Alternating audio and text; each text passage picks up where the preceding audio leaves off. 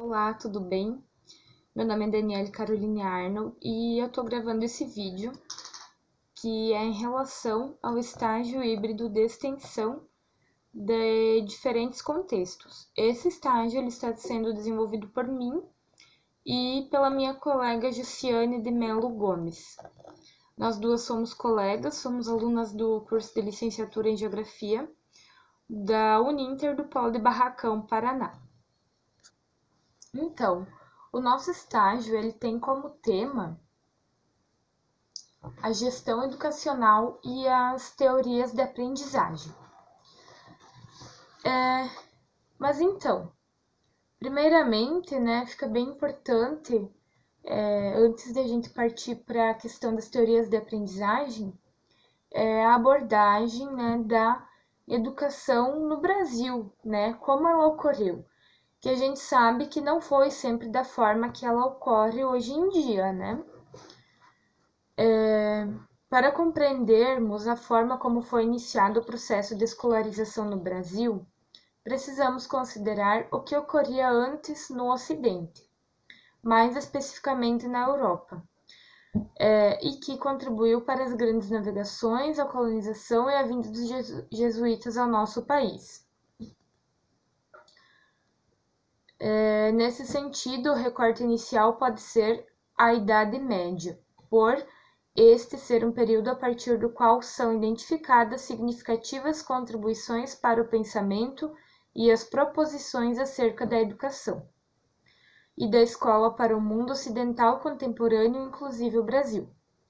Caracterizando muito brevemente a Idade Média, houve grande poder e influência da Igreja Católica nos aspectos religiosos, político, intelectual e educacional. Então, a gente sabe, que com a vinda dos jesuítas de Portugal aqui para o Brasil, a educação, logo após a descoberta do Brasil, ela era uma educação jesuítica, totalmente baseada na Igreja Católica, totalmente baseada na religião. Lembrando que na Idade Média, a oralidade e a memorização foram utilizadas como bases para o aprendizado escolarizado. Então, a forma de estar ensinando os alunos era por memorização e oralidade. De 1549 a 1556, basicamente, a educação ela era focada na catequização, em especial de crianças indígenas, e na adaptação dos jesuítas a essa nova realidade, inclusive quanto à língua tupi, que foi traduzida por eles. De 1556 a 1570, todos os jesuítas tinham acesso às constituições, documentos orientadores dos preceitos educativos da Companhia de Jesus e uma versão inicial do Ratio Studiorum. De 1570 a 1599, à medida que os indígenas do litoral vão sendo dizimados e o modelo colonizador de monocultura, latifúndio e trabalho escravo era estabelecido, diminuiu o número de casas de beabá e aumentou o de colégios. Em relação a essas casas de beabá, há uma descrição que Nóbrega faz, citado por Ferreira Júnior e Bittar, ressaltando sua precariedade e multifuncionalidade. Uma casa grande, de 79 palmos de comprimento e 29 de largura. Fizemos nela as seguintes repartições: num estudo e num dormitório, e um corredor, e uma sacristia, por razão que outra casa que está no mesmo andar e da mesma grandura não serve de igreja. Neste dormitório dormimos todos assim, padres como irmãos, às vezes apertados. Fizemos uma cozinha e um refeitório, e uma despensa que serve a nós e aos moços.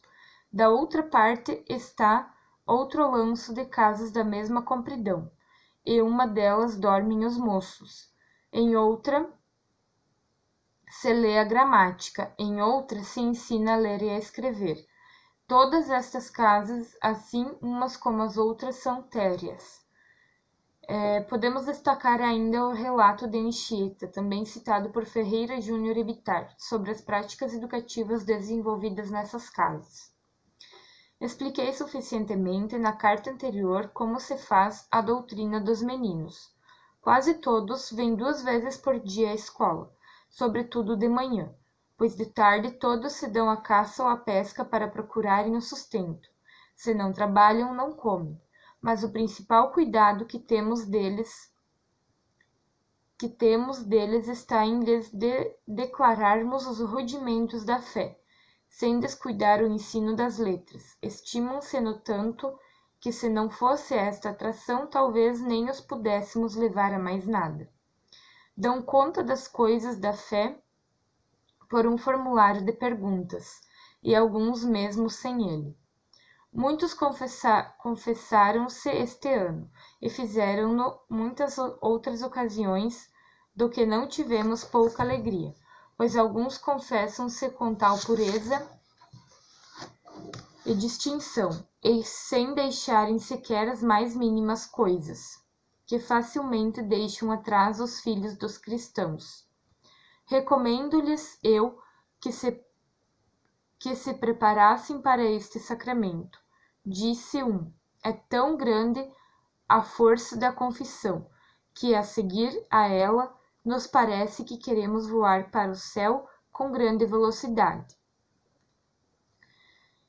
Então, assim, a gente percebe obstáculos e progressos no estabelecimento da ação jesuítica no Brasil, devido à precariedade e dificuldades de recursos, mas também como, apesar disso, eles desenvolveram uma ação educativa que não dissociava o aprendizado das letras, da catequização nesse momento mais voltado para as crianças indígenas.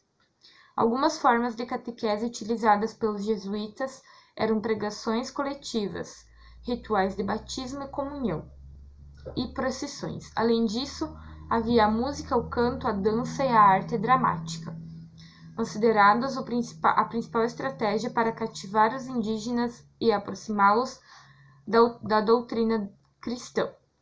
Então, naquela época, praticamente não existia uma educação de verdade que ensinasse a ler, a escrever, mas sim, ela era totalmente ligada à religião.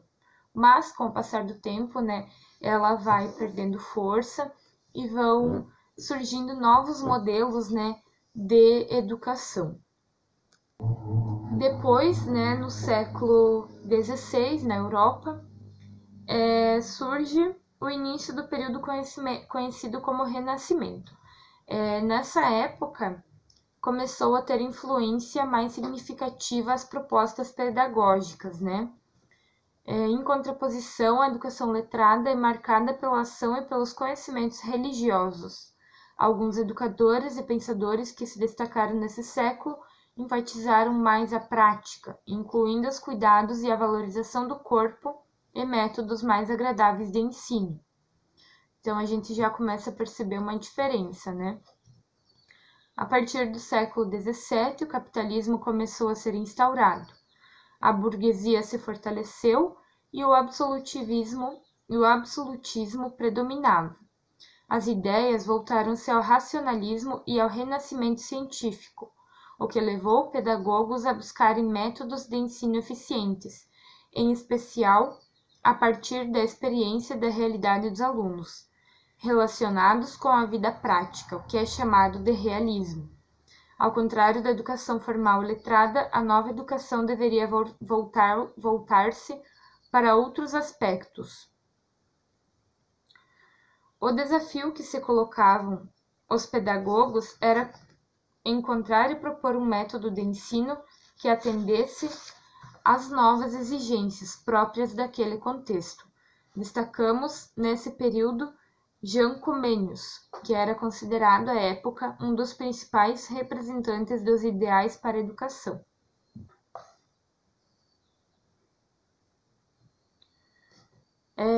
Aos poucos, né, esse panorama ele foi se modificando e o surgimento e organização dos Estados-nações iniciado no século XVIII teve profundo impacto na questão da educação e escolarização na Europa. Devido a um aparente paradoxo, o pensamento liberal predominante nesse momento propunha a menor responsabilização do Estado face à regulação da economia, considerando que ocorreria necessariamente um equilíbrio entre oferta, demanda e consumo, seja qual fosse o produto. A oferta de escolarização nesse momento foi permeada por iniciativas particulares, o que pressupunha que também ocorreria um equilíbrio, sem necessidade de ação estatal. Porém, a proposição era diferente para a educação escolarizada, em especial quando associada ao panorama político da época, a Constituição dos Estados-nações exigia a criação ou fortalecimento de uma identidade nacional, com certo grau de homogeneização de conhecimentos, valores e princípios, fundamentais para seu estabelecimento. As iniciativas particulares até então desenvolvidas não tinham comprometimento nacionalista e passaram a ser questionadas e mesmo combatidas. A instrução pública representará então a parte essencial da ação persuasiva e preventiva do Estado, ou seja, como instituição fundamental para a manutenção da ordem, uma vez que a ignorância de certos valores e princípios poderia ser fonte de instabilidade política social. Os objetivos e o panorama que mencionamos contribuíram para uma gradativa atuação dos Estados na educação, assumindo responsabilidades quanto à instrução elementar universal gratuita, leiga e obrigatória. Se ocorreu a expansão do número de vagas a uma população até então excluída. Também houve a manutenção da distância social por meio da própria escola. Isso devia à distinção de acesso do ensino, em geral o elementar, ler e escrever, mais popularizado, e o secundário superior, formação clássica e propedêutica, para uma minoria privilegiada. Porém, não devemos entender esse investimento como benefício puro e simples, concedido pelo Estado. Havia interesses econômicos e políticos, como a manutenção da ordem social, a formação de mão de obra e a consciência ou identidade nacional patriótica por trás desse processo. A ação jesuítica no Brasil nos séculos XVII e XVIII. Enquanto o processo de constituição dos Estados-nações e de estatização da instrução pública ocorria na Europa, Portugal entrou em declínio econômico e procurou manter maior domínio sobre a colônia brasileira, dela retirando todos os recursos e riquezas possíveis. No Brasil, a produção açucareira havia perdido um pouco de sua importância diante da concorrência de outros países. No final do século XVII, a exploração de minas de ouro deslocara o centro econômico da colônia para o sudeste e o sul. Essa mudança contribuiu para o surgimento de novas vilas e cidades, o aumento do número de pessoas no meio urbano e a formação de rotas de comércio. Consequentemente, houve uma flexibilização dos valores vigentes e uma relativa mobilidade social, devido à confluência de pessoas de diferentes regiões e culturas. A pressão portuguesa por maior arrecadação aumentou simultaneamente a diminuição na quantidade de ouro explorado nas minas, na segunda metade do século XVIII. Esses fatores, aliados às ideias liberais provindas da Europa, contribuíram para o surgimento de movimentos contestatórios, como a Conjuração Baiana e a Inconfidência Mineira, dos quais decorreu um controle ainda mais rígido de Portugal sobre a colônia. Por sua vez, a ação educativa dos jesuítas havia sido muito expandida, constituindo praticamente o único esforço de escolarização no Brasil. Além das ações educacionais, o poder e a influência dos jesuítas haviam crescido muito nesses 2 séculos de atividades. Em 1759, o Marquês de Pombal, que promovia a reorganização da administração de Portugal, expulsou os jesuítas, resultando em um significativo impacto para o Brasil, como ressalta Azevedo, 1963. Para se avaliar a profundidade desse golpe para Portugal, e especialmente para o Brasil, bastará lembrar ainda uma vez que, no momento de sua expulsão, possuíam os jesuítas só no reino 24 colégios, além de 17 casas de residência, e na colônia 25 residências, 36 missões e 17 colégios e seminários, sem contar os seminários menores e escolas de ler e escrever, instaladas em quase todas as aldeias e povoações onde existiam casas de companhia. Se compararmos o Brasil e a ação jesuítica no século XVI ao XVIII, alguns dados evidenciam as significativas mudanças ocorridas. De acordo com Veiga, em 1549 chegaram à colônia 5 ou 6 padres, enquanto em 1759 haviam 510 jesuítas. Em 1583, a população foi estimada em cerca de 57 mil habitantes, e no final do século XVIII, entre 3 e 4 milhões. A população indígena passou de cerca de 5 milhões e 1.500 para 800 mil no início do século XIX.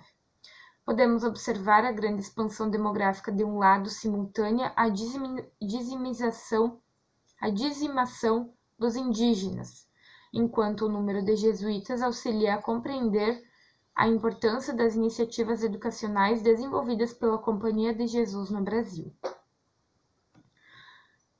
Depois, com a expulsão de jesuítas, surge então as reformas pombalinas, né? As reformas pombalinas no âmbito educacional foram grandemente orientadas pelo pensamento iluminista e por proposições correntes na Europa, que entendiam como função da educação preparar súditos capazes de identificar e reconhecer como legítimos as leis e os costumes do Estado. Os esforços desenvolvidos por Pombal visavam também eliminar resquícios arcaicos dos domínios portugueses e aproximar o reino português de outras nações consideradas mais avançadas à época. Porém, muitas foram as dificuldades enfrentadas para essa modernização, em especial a falta de recursos humanos e materiais. Então, são expulsos os jesuítas e surge então as reformas pombalinas, que tinham como função, né, eliminar os resquícios arcaicos dos domínios portugueses, né, do Brasil. Depois das reformas pombalinas, então, chega a família real ao Brasil, né? No início do século XIX, Napoleão Bonaparte estabeleceu o bloqueio continental, ou a proibição dos países do continente de manterem relações comerciais com a Inglaterra, não aderindo a essa determinação, e mediante a invasão imitente, Dom João VI fugiu para o Brasil. Naquela época, parte da ação educativa desse período derivou da necessidade de formação de indivíduos para a administração do reino, no Rio de Janeiro. Houve então a criação de cátedras e instituições culturais e educacionais, com ênfase no ensino superior. Por outro lado, as iniciativas da escolarização primária foram praticamente nulas, limitadas às escolas de ler e escrever e às aulas régias.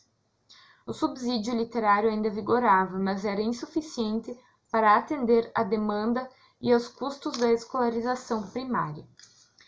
A presença da corte no Rio de Janeiro contribuiu para uma transição política para a independência e o império, sem grandes rupturas, garantindo a unificação do Brasil. Então, quanto à educação, né, no período imperial, segundo a Constituição de 1824, a instrução primária era gratuita a todos os cidadãos, mas não garantia a oferta nem indicava de quem seria essa responsabilidade. Veiga, 2007, compreende que seriam excluídos da categoria de cidadãos apenas os escravos. Porém, de certa forma, a escola pública do Império voltava-se para a população pobre, negra e mestiça, portadora de hábitos e valores rudes, não afeita às normas sociais nem ao cumprimento dos deveres e, por isso, passível de ser civilizada. As famílias mais abastadas encaminhavam seus filhos a colégios ou professores particulares.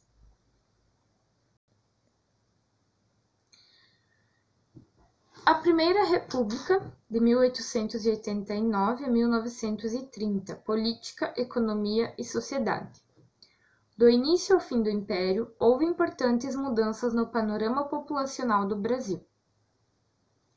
Em 1890, a população era estimada em 14,3 milhões, assim constituída por 42% de mulatos, 38% de brancos e 20% de negros. É importante ressaltar que haviam entrado no país cerca de 300 mil imigrantes. O Rio de Janeiro, até então capital do Império, era o maior centro urbano, com 522 mil habitantes. O Brasil continuava essencialmente agrícola, e a partir de 1870, o declínio econômico do açúcar do Nordeste e o desenvolvimento do Centro-Sul com o cultivo do café se consolidaram. O 15 de novembro de 1889 foi um golpe militar com apoio civil, que extinguiu o Império e eliminou consigo a Constituição existente. Urgia criar um outro regime, substituir um governo e, sobretudo, dar à nação um conteúdo conforme a nova situação. Nesse sentido, o final do século XIX foi caracterizado por uma intensa disputa de poder e de concepções de como a República deveria ser organizada. O governo provisório decretou a separação oficial entre a Igreja e o Estado e convocou uma Assembleia Constituinte. A União coube o direito de intervir nos Estados, se necessário, para garantir a ordem e o estabelecido na Constituição. Foram estabelecidos os três poderes: o Executivo, o Legislativo e o Judiciário, o sistema presidencialista de governo e o sistema de voto direto e universal. Embora analfabetos, mendigos e praças militares não pudessem votar. Somente no século XX é que de fato ocorreu gradativamente a implantação de um sistema de ensino no Brasil, ou uma rede escolar articulada nos níveis federal, estadual e municipal. A expansão do acesso à escola e a consequente escolarização da população ou da grande maioria dela. Nesse século, embora haja articulação com o panorama internacional, podemos dizer que as discussões, interesses e influências foram pluralizados e fragmentados. Durante a Primeira República, destacamos como marcos mundiais importantes a Primeira Guerra Mundial, a crise da Bolsa de Nova York, seguida de sérias consequências econômicas e sociais. No Brasil, o período compreendido entre o final do século XIX e início do século XX foi de consolidação da República, porém com especificidades constituídas ao longo de sua história, em especial aquelas relacionadas à concentração de poder em grupos locais ou regionais. Muitas mudanças ocorreram também em relação à sociedade, economia e à cultura, como um grande movimento migratório para o país, mais significativo a partir da segunda metade do século XIX. Outro elemento significativo foi a urbanização, decorrente tanto da vida de pessoas do campo para as cidades, quanto da chegada de imigrantes.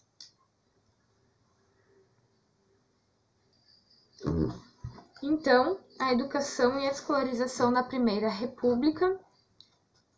Somente a partir da Primeira República, a educação passou a ser um tema mais debatido pelos intelectuais, né? Que ela começou a ser um tema de discussões, né? De debates, de estudo, devido, em especial, às novas necessidades da população surgidas no âmbito social, econômico e político, diante da reorganização do Estado. Houve uma maior complexidade da sociedade a partir desse período. diferente da estrutura escravocrata até então. Vários estratos sociais emergiram, com interesses e posições diversas. Com a urbanização no país, o aumento da demanda social pela escola e por recursos humanos mais letrados levou a uma crise na educação.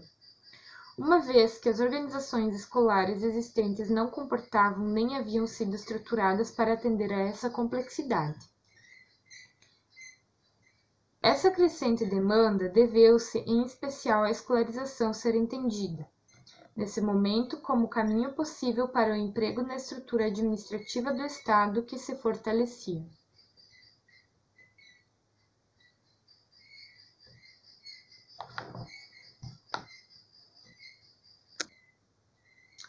Ou seja, como possibilidade de ascensão social por uma classe média em desenvolvimento. Segundo Veiga, no final do século XIX, a educação brasileira vive um momento contraditório. Ocorre, de um lado, uma importante movimentação intelectual e política para a melhoria da qualidade pedagógica do ensino, enquanto as escolas públicas primárias funcionam em condições extremamente precárias em grande parte do Brasil. Uma iniciativa do governo provisório em abril de 1890 foi a criação da Secretaria da Instrução Pública, Correios e Telégrafos. Embora com pouca duração, foi extinta em outubro de 1891. Significou uma tentativa de marcar a presença oficial do Estado em relação à instrução e à comunicação, bem como estabeleceu algumas ações como a promoção da laicização da escola e permissão simultânea ao ensino oficial do ensino livre e a reforma Benjamin Constant, um exemplo relevante da aplicação de princípios positivistas à escola.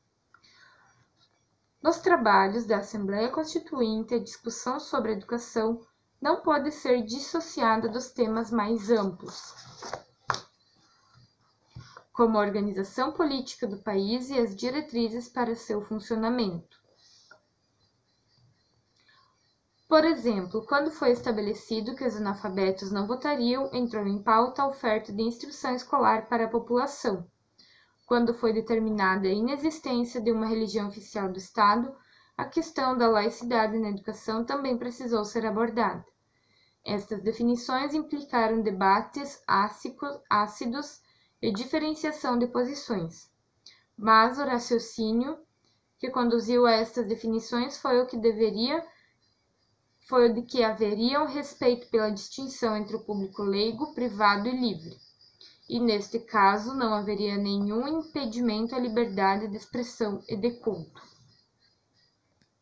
Então, lembrando que um dos principais entraves, né, para o progresso do país era o analfabetismo, né, no século XX. Esse que deveria ser erradicado. Como ilustra a fala de Sampaio Doria em 1923. O maior mal do Brasil contemporâneo é a sua porcentagem assombrosa de analfabetos, o monstro canceroso que hoje desviriliza o Brasil. É a ignorância crassa do povo, esterilizando a vitalidade nativa e poderosa de sua raça.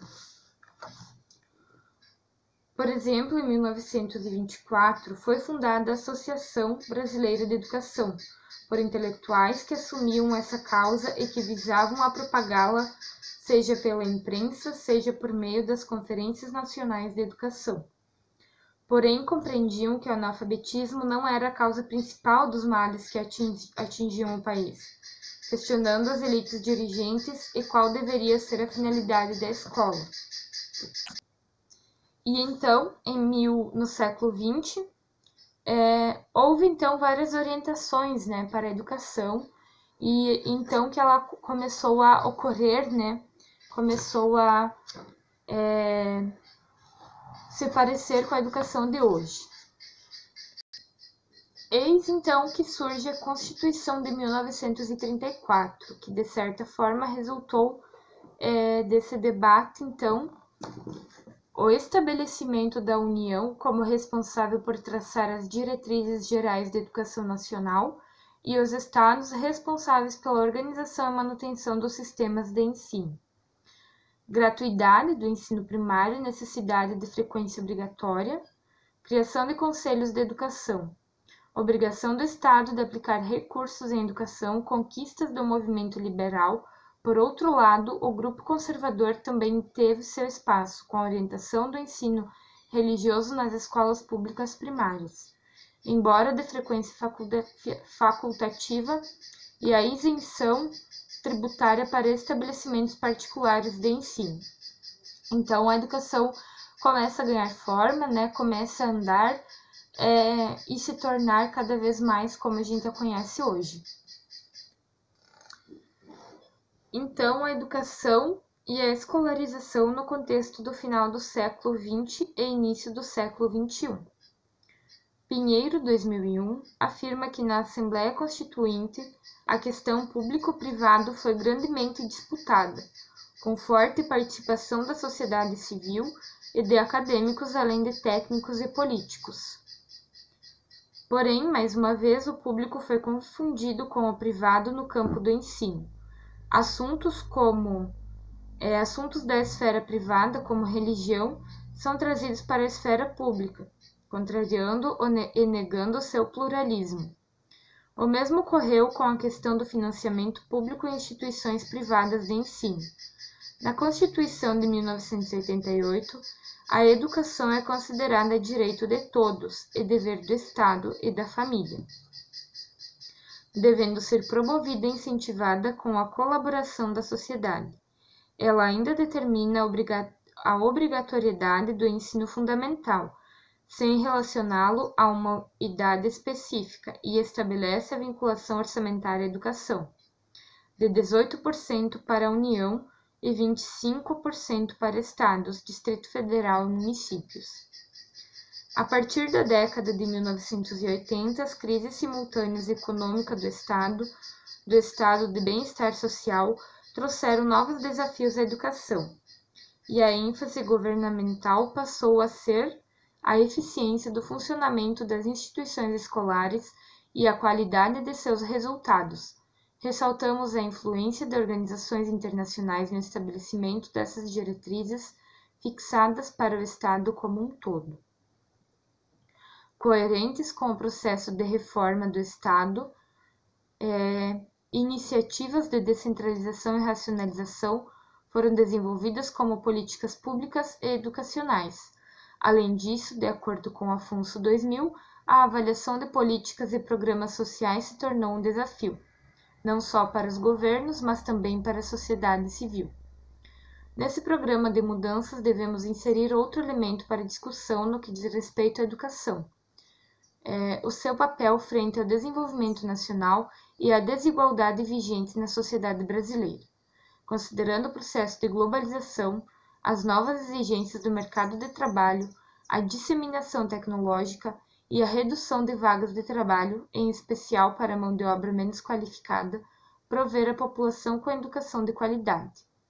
Se constitui fator fundamental para fomentar a possibilidade de crescimento econômico no país. Além disso, o estágio educacional da população tem seus reflexos em diversos outros setores, como a saúde, a participação social e política, a cidadania e, de forma genérica, no desenvolvimento e no bem-estar social dessa mesma sociedade.